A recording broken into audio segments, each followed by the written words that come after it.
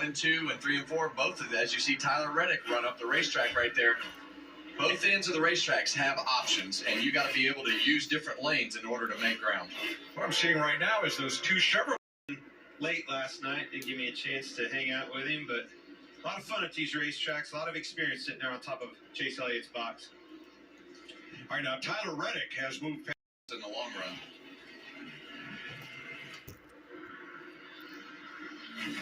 Denny Hamlin, Eric Jones being brought back to the leaders and bringing Chase Elliott. Look in his mirror and stay in front of Tyler Reddick, because I think right now that's his best defense, because if Tyler Reddick gets around him, he's going to drive away. Well, he gave him that outside finally. Look at him looking in the mirror. Still clear. Good corner right there for Ty Gibbs. Up to fifth gear, back down to fourth for turn one. Reddick again to the bottom. Trying to draw even. Way on the apron there, door to door. Drag race. It'll be 3 to go in the stage this time.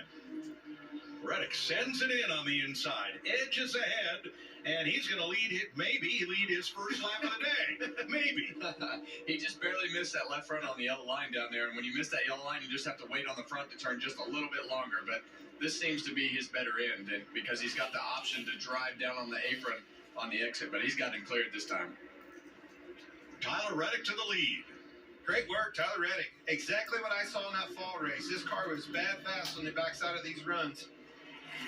Nobody runs that outside line and can make that work better than Tyler Reddick. Well, it's not just that outside line. It's that he moves around, right? He run the outside line and then he'll pull it back down, and he just is willing to experiment and move around more than it seems the other guys are. But that's kind of that dirt background. That's exactly what I was going to say. That's a dirt background. Move around, figure out another way around it. Dirt tracks change every lap. Prior to today, Toyotas had only led 15 laps at Phoenix with this 7th generation NASCAR race car. Big difference today. It's going to be a busy pit road as soon as this caution comes out, but man, he is pulling away. He likes what he feels so far, and his crew chief on the box, he's lacking them lap times. We're going to finish stage 1 with 34 cars on the lead lap. Austin Dillon multiple laps down, and Austin Cindric out of the race on a lap 6 crash. For Tyler Reddick, his first stage win of the season and his first at Phoenix.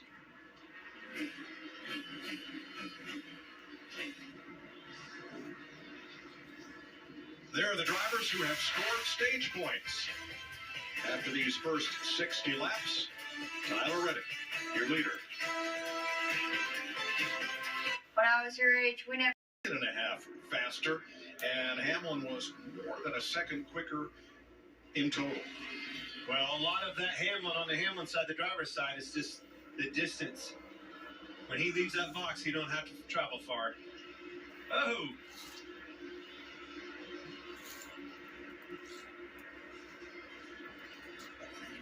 Truex Gregson, this is for 8th. Watch this. Bubba Wallace coming up the racetrack, gets in the side of Chastain.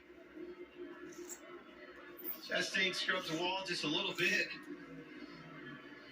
Yeah, but those guys are two aggressive race car drivers. Well, I think Bubba thought he was going to come up the racetrack a little bit, and Ross was kind of squaring the exit of that corner off, and they just kind of met it in the middle.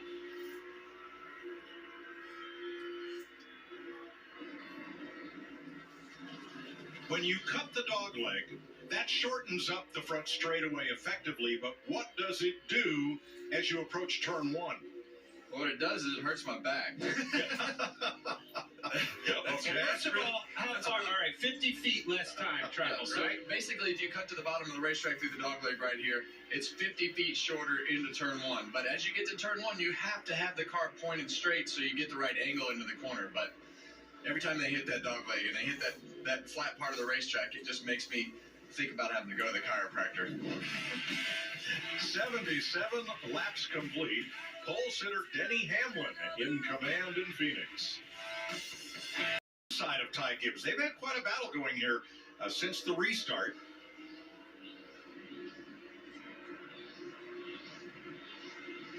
Well, William Byron, as we've documented so many times, has just been so solid, through last year and everything that he did. 4 tires there. So this is going to start that cycle like Clint was talking about. Once somebody pits, now you're going to lose over a second a lap if you don't pit. And we're seeing a whole bunch of cars start to come to pit road. So Blaney pitted from 8th. Here is Kyle Larson, who is back just barely at the top 20. Byron Truex, here's some of your front runners. Jamie? Martin Truex Jr. had a bit of a slow stop the first time around. He wants the rear end to rotate just a little bit, just too tight, which is what they're pretty much all saying, Regan. William Byron in the 24 car is just too tight to fire off. Needs to be a little bit looser with the back of his car, especially when he's following cars. Needs help with the nose. Jamie. Chase Elliott turning some of the fastest laps, lap after lap, saying the car fired off with better speed that time around. Not doing what he wants on entry, so they'll bring him up maybe just a tip with air pressure on that as the team goes to work. 4 tires, and they'll fill them up here. Note that Kyle Larson made a 4-tire change that was incident-free. No further problems on that left rear. You see, Denny Hamlin, your leader, still on that racetrack. Well, Denny Hamlin had a gap, and see Ty Gibbs on pit road here. Have a lot of trouble on the right rear, Clint. Regan? 45 of Tyler Reddick, one of the few drivers at my end of pit road I can hear saying that his balance is good. The team reminded him not to slide too far through the pit box. He did that on the first stop.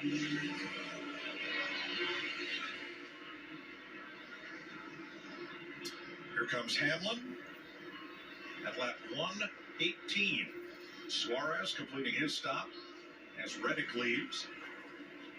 As you see Denny Hamlin go through the corner right there, you want to stay above those dashed lines right there to make sure your pit road speed is accelerated to